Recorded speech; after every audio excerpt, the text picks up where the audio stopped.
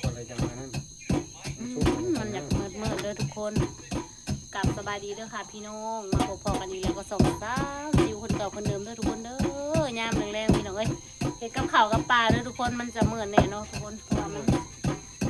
กลางคืนเนาะตำเขาเรืองทำไมตำเขาเรืองถ้าบริใส่เขาเบืองใส่เขาเรืองเอาเด้อทุกคนอ้อมกบมื้อนี้นะพักก็มีหลายอย่างอยู่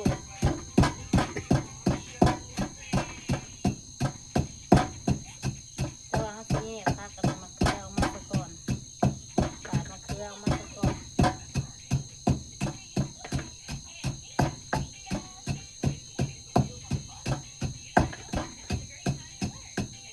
ก็แบบหมดแล้วจะได้ใช้พวกเรา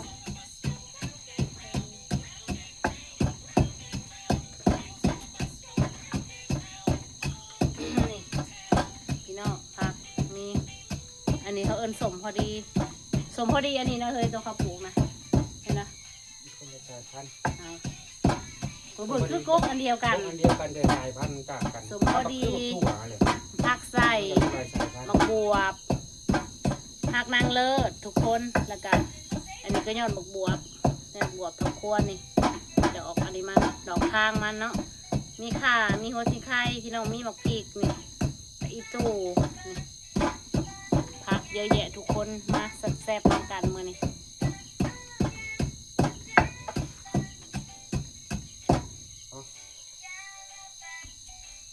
เดี๋ยวเด็ดเองขอเป็นเอาเสียงลงเลยค่ะเขา ตัวป้วน เขากล่องบดจ้ะค่ะ ตัวป้วน เอาเสียงลงให้หน่อยแต่ถ้าจิ้วสิมาเกียมเด็ดผอกเด็ดพักแล้วก็เด็ดพักแล้วก็สิได้ขั่วกบเด้อ ตัวป้วนนี่หยัง กบไหมคะจะขั่วให้สุกซะก่อนเด้อทุกคนเนาะเพราะว่าพักเขายังบไดเด็ดจักอย่างเลยนะทุกคนค่ะ ทั้งก็พวกกินขนมนะลูก อันนี้ผักอีตู จ้า ผักนางตู่ นี่ลูกเดี๋ยว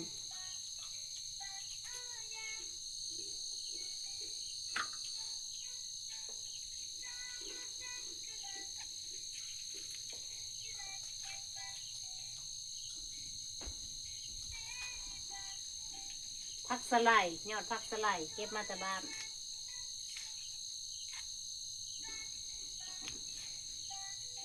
ผงอ่ะผงอ่ะ หัวบริโภค เอาเพื่อเขาหยาให้มันกินนะ บริเกลือฮอตเป็ดซับเขาว่าสิเกลือเลยสิจับรสย่างบักอันนี้ ถ้า โอ้ ก็ บ่ได้ ก็ทำหน่อยนั่นเดี๋ยว มีทงเหรอวะ เปิดมันจะมันวิ่งอยู่หมุนมันยอกอะไรดี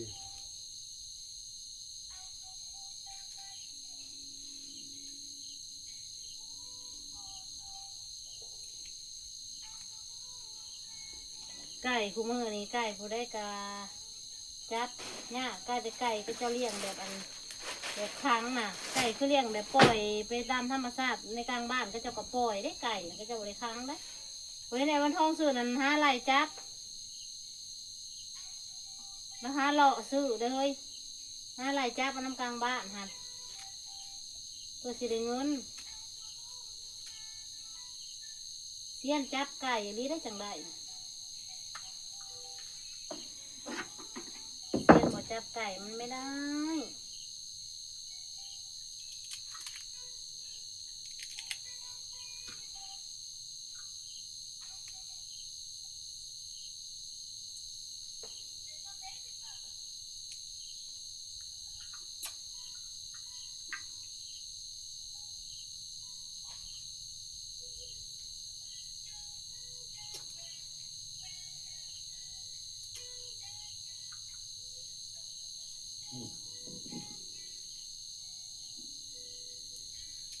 ส่งรักเศร้าผู้ได้นะเฮ้ย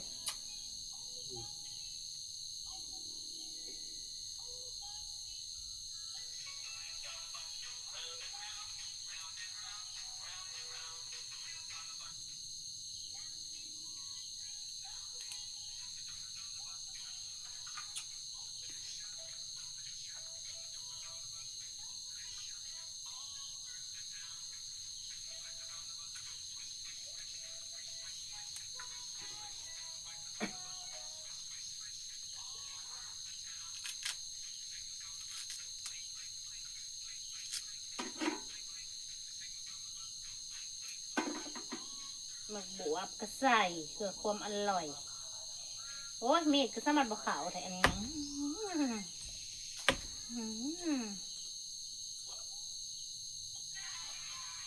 หมักบวบมันจะแก่แล้วทุกคน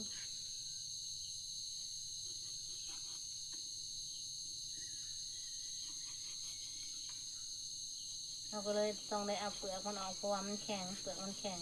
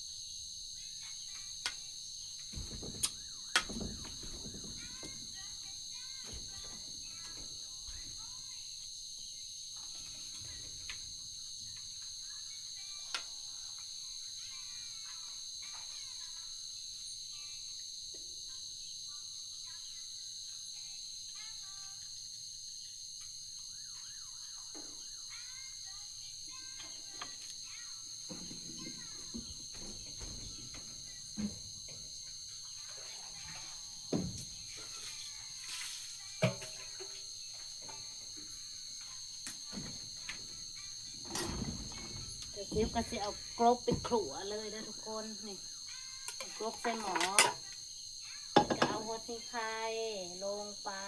นี่เอาหัวซิงไคลงทุกคนแล้วก็เอาหัวซิงไคข่าลงไปขลัวซะก่อนให้มันหอม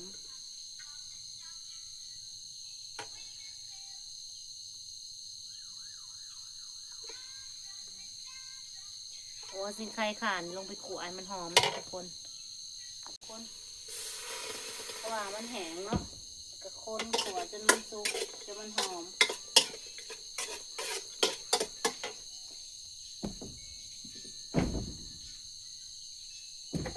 ใส่เกลือนิดหน่อยนะคะใส่เกลือน้อยหนึ่ง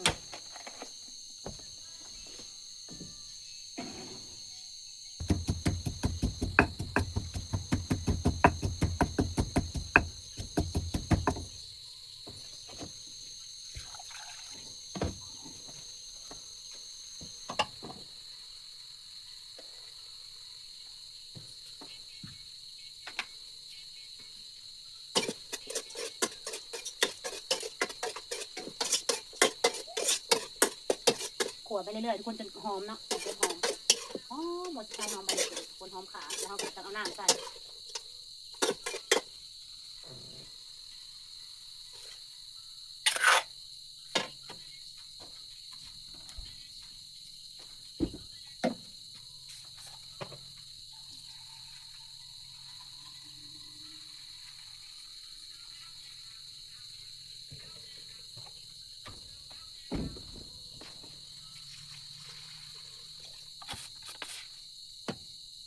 คงสิบอกขอเธอมีแค่ใจจะไปทางใดก็เอาไอ้จะซื้อคุยแถมมาน้องลาบ่มีปัญญาไปซื้อของหา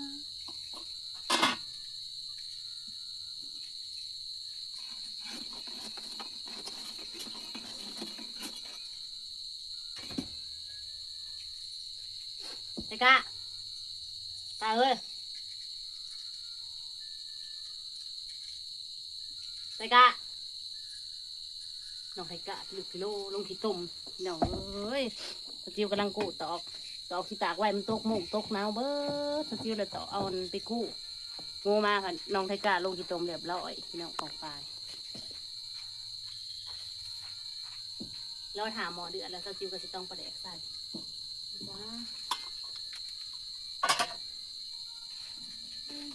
นะ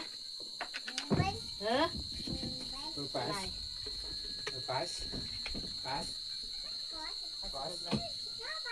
Vai dar. เ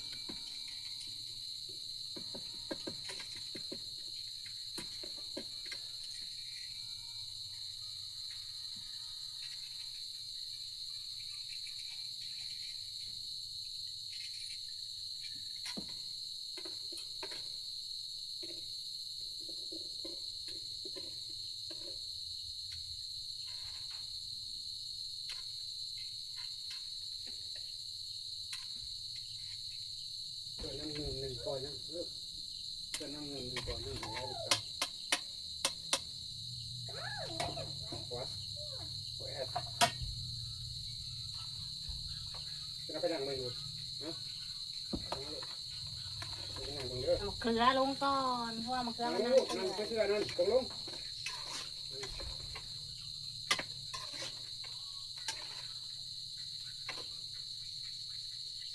เกลือลงก่อนทุกคนอันนี้ข้าวขั่วข้าวเหลืองเขายังพันใส่เด้อแต่ถ้าจิ้มกะทิอันนั้นเอาสมพอดีลงไปสมพอดีนี่ก็สมสุดยอดได้นี่เกินแต่จะใส่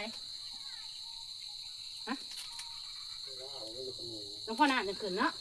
ก้อนใหม่ก็เกินแตก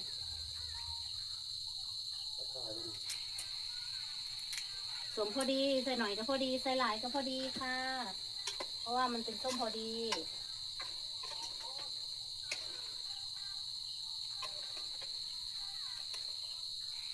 ก็ปล่อยเพื่อนนั่งเงินก็ตกปลาแดงแกกูลงใต้ยังนะน้ำปลาอะไรล่ะ รวมเบิดเถอะวะ มันแห้งอะไรน้ำปลา ผมให้โทมหน้ากระเจ้าเขาจะที่พ่อเกี่ยวเลยเขาพ่อเกี่ยวว่าอะไรพน้ำท่วม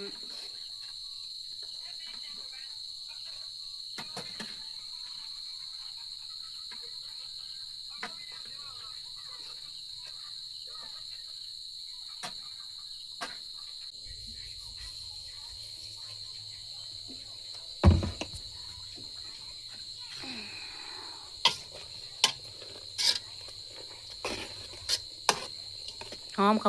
ขาเหลืองทุกคนหอมไปแต่แซ่บใส่พักหลายๆอ้อมกบ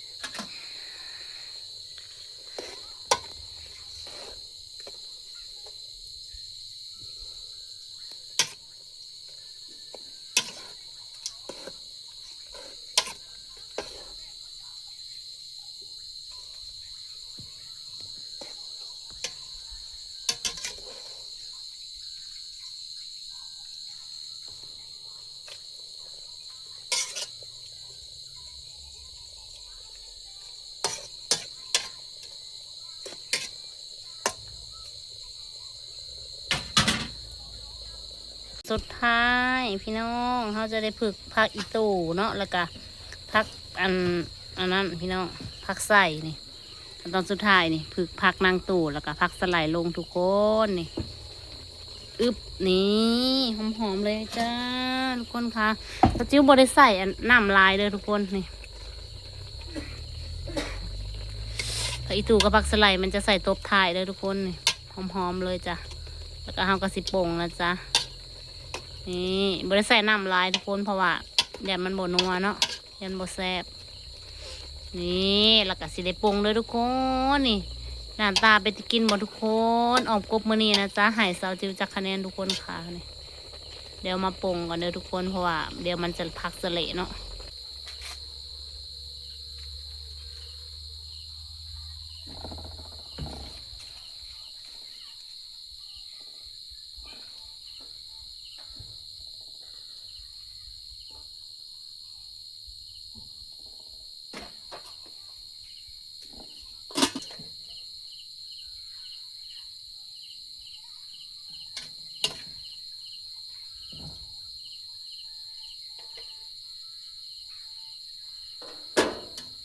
หอมโอ้น่ากินมากเลย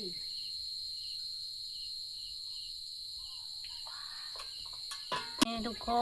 นอ่อมกบซาจิวนี่สำเร็จแล้วทุกคนหน้าตาหน่ากินบ่ค่ะทุกคนขานี่มาแซ่บๆนำกันทุกคนนี่เน้นพักหลายๆทุกคนค่ะมาแซ่บๆนำกันเด้อมื้อนี้กับข้าวแรงพี่น้องเอ้ยมีซ้ำนี่ละค่ะ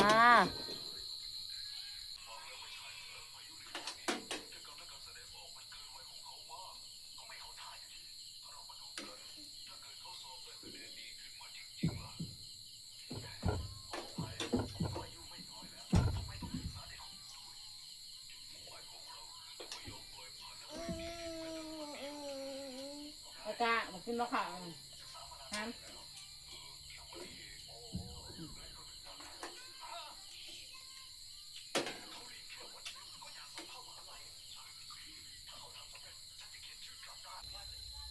อาหารถ้วยเดียวนะจ๊ะมีแค่อ่อมกบอย่างเดียวเนาะทุกคนกะอิ่มกะแซ่บนะทุกคนเนาะอาหารบ้านนานะไม่มีเลือดหรูนะจ๊ะอันนี้ข้าวต้มพัด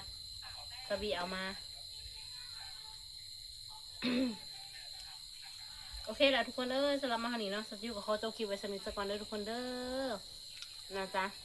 ขอขอบคุณเด้อนะคะ ทุกคนที่เข้ามากดมาเบิ่งมาชมสองสติวเด้อทุกคนเด้อนะจ๊ะแล้วก็อย่าลืมกดไลค์กดแชร์กดติดตามแล้วก็บอกขามโฆษณาเด้อทุกคนเด้อนะจ๊ะบ๊ายบายค่ะพบกันคลิปหน้าทุกคน